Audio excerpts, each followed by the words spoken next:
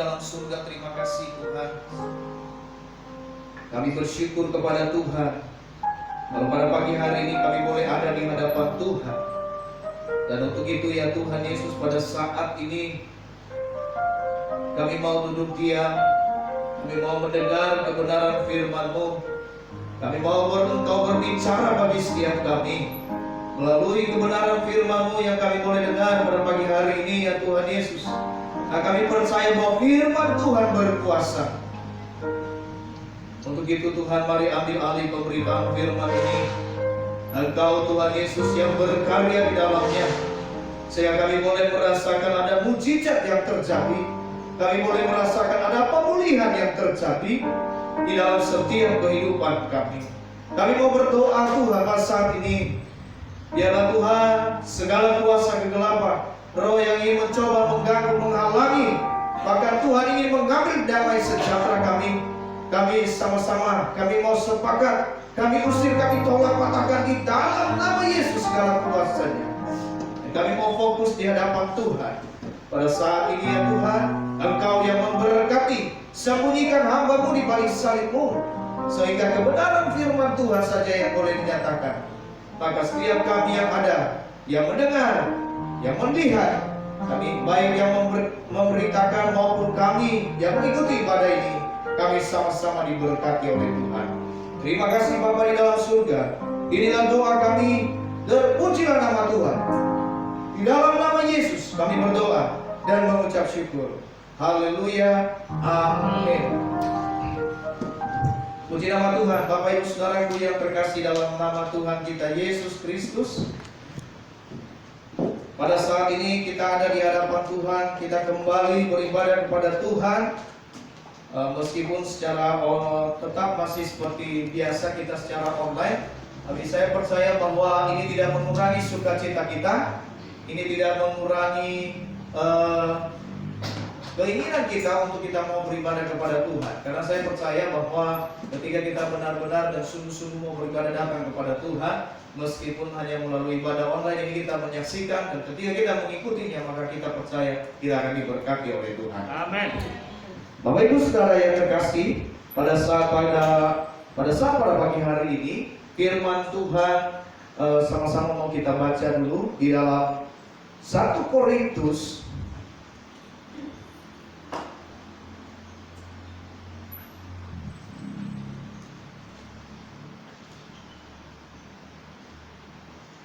dari dalam 1 Korintus pasal 9.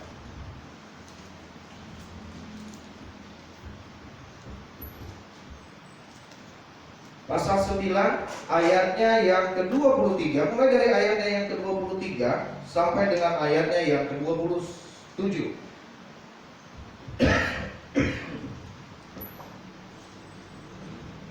Ya, sudah dapat semua?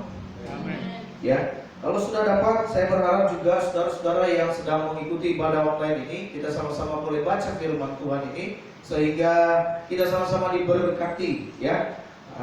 Kita sebenarnya mulai baca dari pasal 9 ya, ayat 1, tapi kita ambil karena dipanjang, kita ambil mulai dari ayat 23 sampai dengan ayatnya yang ke-27 ya.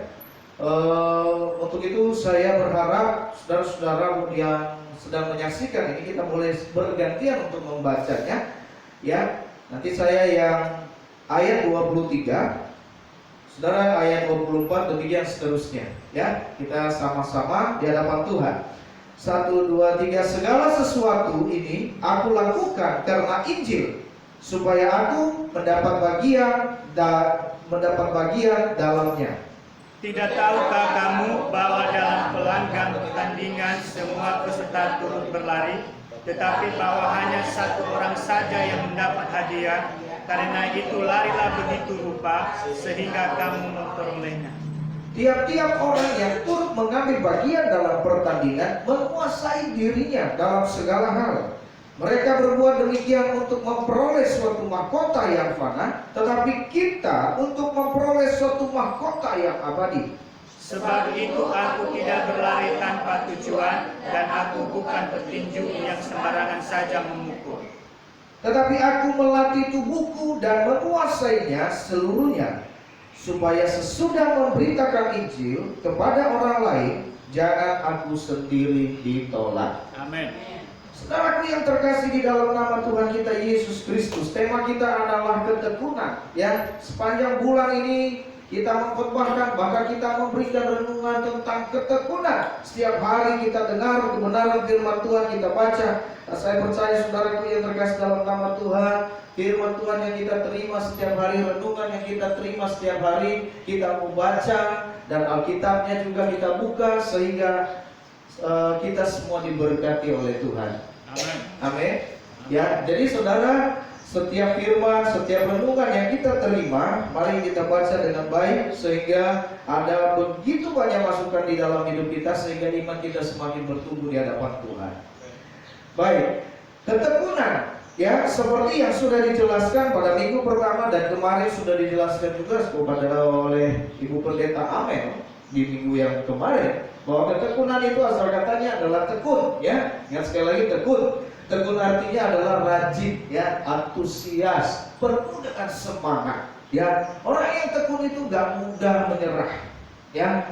Orang yang tekun itu selalu antusias, ya. Dia lakukan dengan penuh gairah segala sesuatu. Jadi ketika kita tekun mencari Tuhan, artinya apa? Kita bergairah untuk cari Tuhan, kita penuh semangat untuk mencari Tuhan. Itu tekun, saudaraku yang terkasih. Nah, untuk mencapai suatu hasil yang luar biasa, biasanya ini hanya diperoleh untuk mencapai hasil atau untuk menikmati hasil yang baik, ya. Supaya bisa menikmati hasil yang baik, saudara, biasanya ini orang-orang yang bisa menikmati hasil yang baik atau karya yang baik itu adalah mereka adalah orang-orang yang tekun. Karena orang yang tekun pasti akan mencapai hasil, ya. Dia tidak akan berhenti sebelum dia berhasil. Dia tidak akan berhenti sebelum dia mendapatkan, ya. Dan saya percaya bahwa kita juga ini adalah orang-orang yang tekun di dalam Tuhan. Saya percaya bahwa di dalam sifat pribadi kita ada ketekunan, ya. Saudaraku yang terkasih dalam nama Tuhan, mungkin saudara tidak gampang jatuh cinta, gitu ya. Tapi ada juga orang yang tidak gampang menyerah untuk mendapatkan cinta saudara. Nah, ini yang tidak gampang menyerah untuk mendapatkan itu adalah tekun dia sampai dia mendapatkan, ya. Ya, jadi saudaraku yang terkasih dalam nama Tuhan, jangan bilang bahwa gunung laut akan kuseberangi, gunung akan kudaki. Ada lagu seperti itu kan? Ya, saking dia mau mendapatkan, dia mau lakukan segalanya. Ini orang tekun, ini semangat ini orang. Ya, jadi semangatnya ini harus diarahkan untuk mencari Tuhan. Karena kalau dia mencari Tuhan, maka semua akan ditambahkan. Amin. Nah, hidup kita sebagai orang percaya, untuk kita berhasil dalam hidup ini, ketekunan ini sangat diperlukan untuk mendapatkan apa yang dijanjikan oleh Tuhan, ya. Untuk mungkin kita berkata begini, bahwa Tuhan, kalau memang ketekunan itu adalah satu peranan penting dalam kehidupan, maka saya sudah lakukan, saya sudah tekun berdoa, ya. Saya sudah tekun beribadah sama Tuhan. Dimanapun ibadah saya kejar, saya sudah tekun untuk memuji Tuhan. Saya sudah tekun untuk memohon kepada Tuhan. Tetapi pertanyaannya, saudara, mungkin ada di dalam pikiran kita, oh saya sudah tekun. Pak Gembala bilang kita harus tekun. Kalau saya sudah tekun, tapi hidup saya tidak berubah. Ya, rumah tangga masih belum dipulihkan, rumah tangga saya masih belum dipulihkan, pekerjaan saya belum dipulihkan. Padahal saya sudah tekun, ya, saya sudah tekun, tapi hidup saya masih belum dipulihkan. Ya, saudaraku yang terkasih, mengapa doa saya belum dijawab Tuhan? Mengapa keadaanku tidak berubah? Mengapa? Saya percaya bahwa selama berapa bulan ini, masa pandemi ini, kita tekun berdoa sama Tuhan. Tapi kenapa Tuhan masih belum jawab? Kenapa masih belum selesai? Saya rindu, saya kangen, saya mau datang ke rumah Tuhan. Tapi ini belum selesai. Kita semua pastinya dengan tekun, ya, belum dipulihkan. Jawabannya, saudara, bahwa di dalam ketekunan yang diperlukan, ya. Kita sudah tekun, tapi begini, di dalam ketekunan, ya, ada hal yang harus kita lakukan, ya. Ada hal yang harus kita lakukan di dalam hidup ini. Ketika kita tekun, maka yang pertama, saudaraku, yang diperlukan di dalam ketekunan itu adalah yang namanya kedisiplinan. Anda mau tekun, Anda mau rajin, kalau engkau nggak disiplin, saudaraku yang terkasih, maka konyol. Ya. Ada orang rajin bekerja terus, saudaraku yang terkasih dalam nama Tuhan, tapi tidak disiplin dengan waktu. Pekerjaannya jadi benar nggak? Ya, tidak. Demikian ketika orang juga melayani Tuhan, ya semangat melayani Tuhan tanpa lihat waktu, tanpa mengenal siapapun. Lalu kemudian saudaraku yang terkasih, apa yang terjadi ketika tidak terjadi disiplin? Kacau. Ya, kacau. Jadi di dalam pembacaan kebenaran firman Tuhan kita pada hari ini, firman Tuhan berkata di dalam Korintus 1:14, dia bilang berkata, maka di dalam ibadah pun saudara selalu, dia berkata begini di dalam 1 Korintus 14 ayat 40, dia berkata, tetapi segala sesuatu harus berlangsung dengan sopan dan teratur. Hidup kita harus kita lakukan semuanya dengan sopan dan teratur. Ketika engkau tekun berdoa sama Tuhan, engkau harus sopan dan teratur di hadapan Tuhan. Engkau harus punya kedisiplinan, waktu yang tepat untuk berdoa kepada Tuhan. Amin. Amin. Amin. Jadi kita juga tidak sembarangan. Kita harus punya waktu, kita harus punya kedisiplinan bagaimana kita mau datang di hadapan Tuhan. Ketika kita mau beribadah kepada Tuhan, kita juga punya waktu, kita juga punya aturan yang harus membuat kita lebih baik datang di hadapan Tuhan. Ya, bagaimana ketika kita beribadah? Apa layaknya? Bagaimana pantasnya kita datang beribadah kepada Tuhan? Apa kita mau datang di hadapan Tuhan dengan nggak pakai baju? Ya.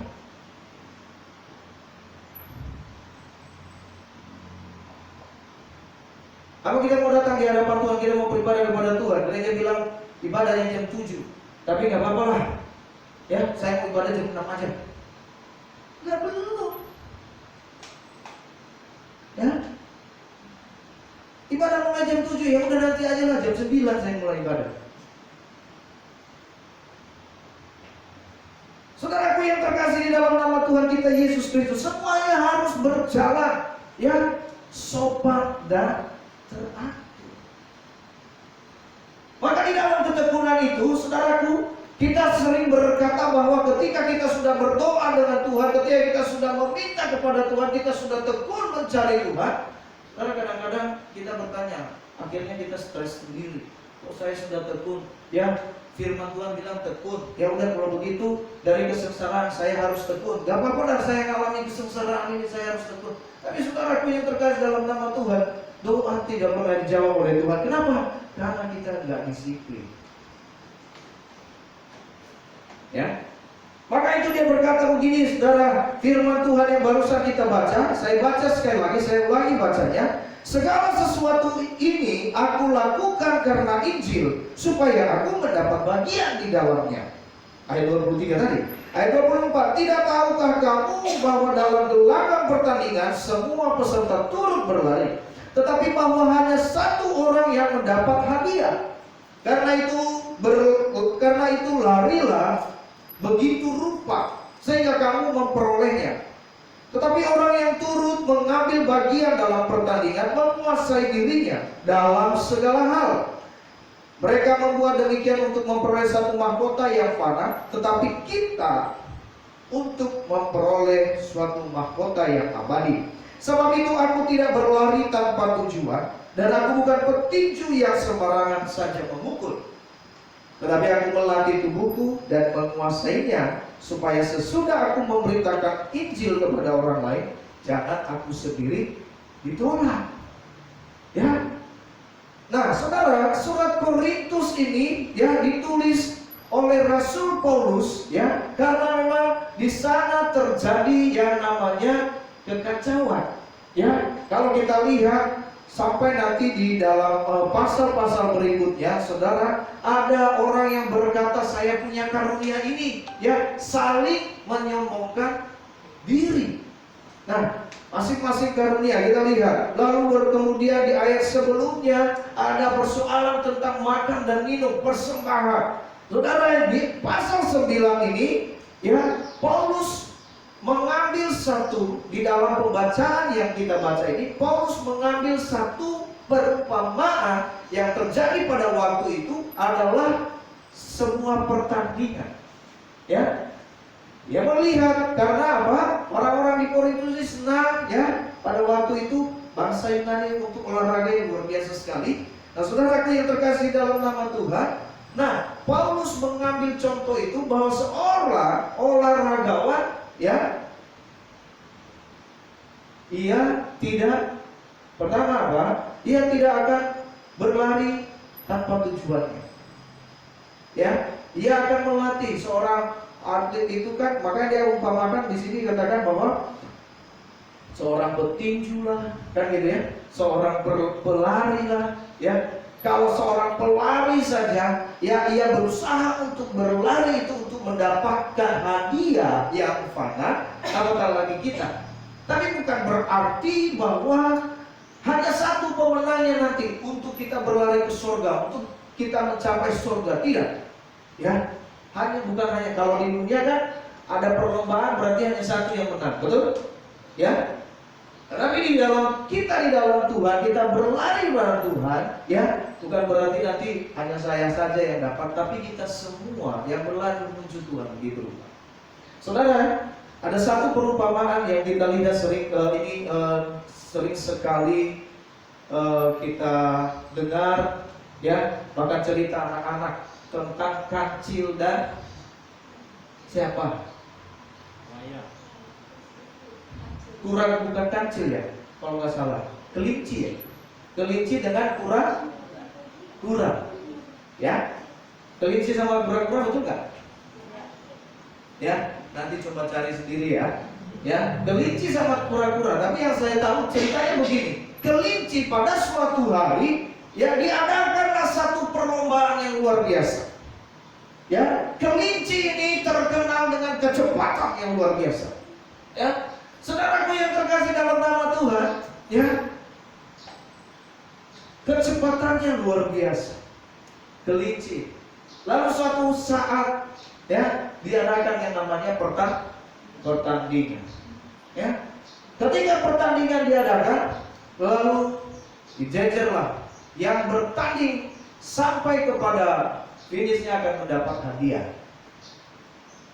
Nah, apa yang terjadi? Sesuai dengan apa yang kita pernah dengar, bahwa yang bertanding hanya ada 2 orang, yaitu kelinci dan kura-kura. Ketika kelinci melihat kura-kura, ya, dia begitu, wah, jangankan seperti kura-kura, 10 kali lipat dari kura-kura saja nggak bisa lawan saya. Betul? Nggak bisa, ya, karena dia paling tercepat. Tapi saudaraku yang terkasih di dalam nama Tuhan, dimulailah namanya garis start. Ya, begitu kira-kira bunyinya. Dimulai dari garis start, lalu kemudian mulai berlari, ya. Kelinci berlari dengan sehingga apa, kalau kita lihat di film itu, ya, film anak-anak gitu ya, kelinci pas mulai lari, kura-kuranya guling-guling. Kenapa? Anginnya aja dia kesampas gitu ya, kena anginnya doang. Kena angin kelinci itu karena apa? Saking kencangnya itu kelinci berlari. Ya, kalau kita lihat kan kalau berlari itu, kalau di film kartun anak-anak kan kakinya duluan begini-gini kan, ya kan? Padahal badannya belum jalan. Ya, baru tiba-tiba nanti, ya, kura-kuranya baru mulai melangkah karena kena anginnya aja udah muter-muter, kan gitu kan? Ya. Dan dia pikir udah nyampe, belum, masih di garis start. Ya. Tapi saudaraku yang terkasih dalam nama Tuhan, kura-kura begitu yakin, ya, apapun yang terjadi, dia berlari dengan sang. Dia berlari dengan kekuatannya. Dia lari dengan apa adanya. Inilah dia, pura-pura. Memang gak bisa lompat, gak bisa melangkah jauh. Dia hanya bisa seperti itu. Ya. Sementara kelinci sudah jauh di depan. Karena melihat itu, kelinci berpikir apa? Ya. Kalau begitu, dia lama, bisa berjam-jam nih. Ya. Saya makan dulu, ya. Saya pulang ke rumah dulu, ya, makan. Tapi dia nggak tahu ketika dia habis makan, karena begitu kenyangnya, dia mulai mengantuk. Dia bilang, nggak masalah, saya tidur. Ya, mengabaikan. Tetapi kita lihat pura-pura, tetap berlari, ya. Apapun halangan, tetap dia berlari. Dia tidak berhenti untuk berlari.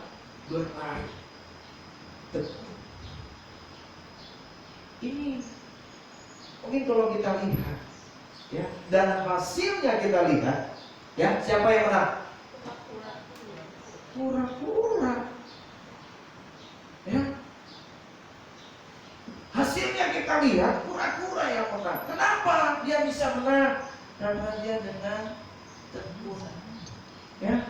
Ada orang mungkin ketika kita lakukan, ketika kita berusaha, ada orang bilang sama kita, ya percuma.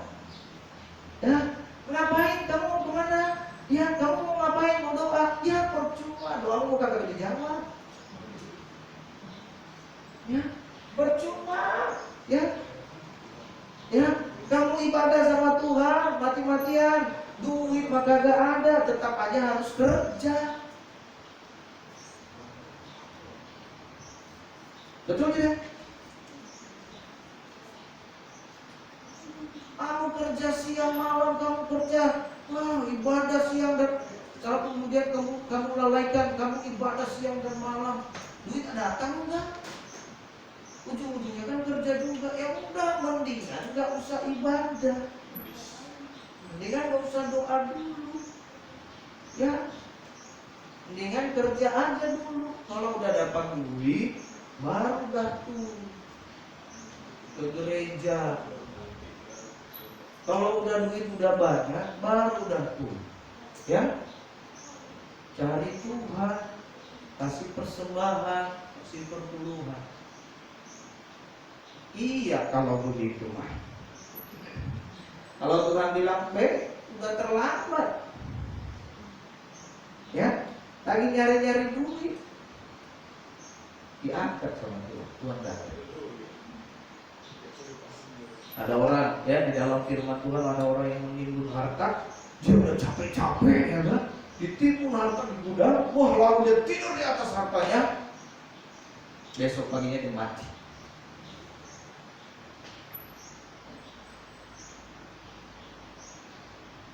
Banyak orang mungkin yang akan menghalangi kita untuk datang sama Tuhan. Tetapi ingat, pura-pura ini berlari terus tanpa mendengar, tanpa melihat kiri kanan. Ini namanya tekun. Ya, dia disiplin. Pura-pura ini disiplin bahwa selama berlari engkau tidak boleh berhenti. Ketika engkau sudah memulainya, jangan berhenti. Ketika engkau sudah memutuskan untuk ikut Yesus, jangan berhenti sampai engkau mendapatkan hak. Jadi saudaraku yang terkasih dalam nama Tuhan, ada beberapa aspek, ya, yang kita lihat, ya, di dalam kedisiplinan. Ingat tadi, kenapa kita bisa ada dalam disiplin? Bahwa pertama, tema kita adalah ketekunan. Di dalam ketekunan itu diperlukan yang namanya disiplin. Ya. Nah, di dalam disiplin ini ada beberapa aspek yang kita baca, kita lihat menurut Rasul Paulus yang kita baca pada pagi hari ini adalah, pertama saudaraku yang terkasih dalam nama Tuhan, beberapa aspek dalam kedisiplinan itu yang diperlukan adalah pertama begini, kita harus memiliki target yang jelas. Miliki target yang jelas. Kura-kura ini punya target yang jelas, yaitu garis di finish. Bukan hanya garis finish, tetapi dia punya target, dia punya hadiah. Targetnya jelas. Ya, sementara kelinci nggak punya target. Kenapa? Mungkin kemungkinan dia bilang, oh saya sudah kebanyakan menang. Buat apa sih? Ini mah seru-seruan doang. Benar nggak? Apalagi dia lihat lawannya. Ya, saya 100 kali lipat lebih cepat dari dia. Nah ini mah cuma lucu-lucuan kan gitu kan? Nggak punya tujuan dia sebenarnya. Ketika dia berlari itu dia hanya mencoba memperlihatkan kehebatan dan memperlihatkan kesombongan. Bagaimana dengan kita? Ya, maka dikatakan begini di ayat 23. Kenapa saya katakan seperti itu? Kita harus memiliki target yang jelas.